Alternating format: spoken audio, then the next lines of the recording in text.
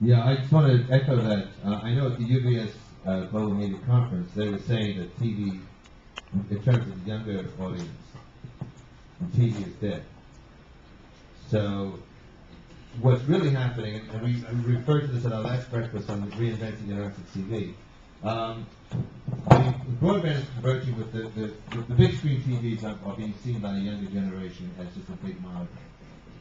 And while they do watch TV on it, they're really watching the laptops. Like the youngest one just watching the laptops. And then they look at the big screen and say, oh, well, maybe watch a movie, but maybe if I could just beam what I have in my laptop up in there, that's what I want to do. And that, I think, is what's really going to happen. Well, Netflix is doing that now. Yeah. So I think the divide is really under maybe 20 in terms of how they use it. But clearly there's a convergence that's taking place, and the widgets may in fact be this little useful thing. I mean, I was just thinking, all right, so if I'm watching TV and it tells me who's calling on the phone, okay? But I like to know that the kids finish their homework, I want to go checking them, so it will flash out, yes, the homework's been done. Thank you. You get back to where you are. But, you know, these things are useful. And the other one is on the cell phones. I mean, think about the cell phones. So if you're driving, you know, the first thing you do, I've learned to do is to have a GPS on my cell phone, is I go and see what traffic is, because I get a live feed. There's 5 steps it takes me to find out what the traffic is. Now, note to Verizon, I don't want to go through 5 steps. That would be a widget on my cell phone that tells me immediately. And I think as that happens, that's what people are going to do. As soon as they realize, whoa, you know, how long is the line to DMV? Boom, pops up as a widget. That's what I'm talking about. Useful little things that make a whole bunch of sense. I mean, you bring it to an extreme point to the gentleman's earlier question about, you know, expected virality of the widget, etc. Sometimes the widget isn't viral, and sometimes the environment isn't viral. Facebook is not a very viral environment. We see much bigger lift on other sites, but any utility may not necessarily have that viral capacity as well. So something to always think about too, that sometimes it's okay just to be useful and create that lasting impression and that lasting relationship with that person. Don't force virality if it's not there. Likewise, sometimes don't force the widget if it's not there, if the idea is not there as well. But okay, all right. Let's start over there and we'll kind of work our way around.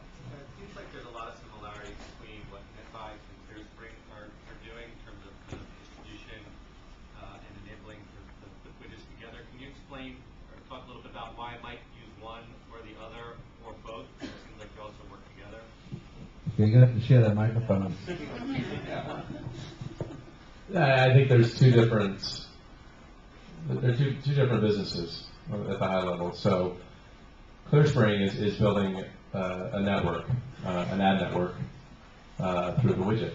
Okay, and there is a very distributed model. So whether it's we work together, we're very close partners in helping them distribute their campaigns, and I don't see that ending. I don't see us really as much competitors as more as partners. And again, I don't want to presume anything. You feel free to chime in with your business model. You know, Netvibes is a personalized environment, and so with our distribution model, it's really about getting into the personal environment of the user on Netvibes. Okay, and in addition, you know, we do have the sharing features as well, but it's really about getting into that personal environment. Now, at the same time, that's on the advertising side of Netvibes, and we do build widgets as well for companies. And then secondly, we have a B2B model where we license the Start Page platform as well. So we have really, you know, it splits down the line 50-50 in terms of those revenue contributions. Yep. yeah, just I'll quickly add to our business models. We are platform agnostic. We work everywhere we possibly can get our engineers to make our widget work, which is in our current menu has over 65 drop points on it.